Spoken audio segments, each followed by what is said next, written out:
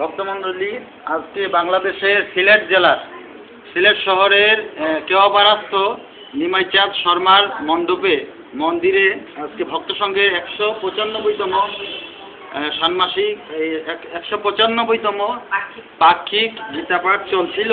আজকে গীতাপাঠ শেষ হয়ে গেছে। এখন গীতাপাঠের দক্ষিণা করা হবে। গীতাপাঠ করেছেন ধনকৃষ্ণ অধিকারী, তিনি গীতাপাঠ করেছেন। এখন আমরা ওনাকে দক্ষিণা করব। একটা দক্ষিণা, একটা তিলক আর একটা গীতা। গীতা হলো এই ছোট্ট গীতা। এটা হলো, এই গীতাটা হলো ভগবান শ্রীকৃষ্ণের মুখনিসৃত বাণী, গ্রন্থের মধ্যে শ্রেষ্ঠ গ্রন্থ। সেই কারণে এটা যথোপযুক্ত সম্মান করে এটাকে এইভাবে মানে করা উচিত, দক্ষিণা করা, শিরে ধারণ করে এটা দক্ষিণা করা উচিত বলে আমি মনে করি। তাই এখন আমরা গীতাপাঠ শেষে এই দক্ষিণাটা করব, এই শ্রীমদ্ ভগবত গীতাটা এইভাবে এখন আমরা দক্ষিণা করবো আর কি। ওনাকে গীতাপাঠের দক্ষিণা আপনি নেন।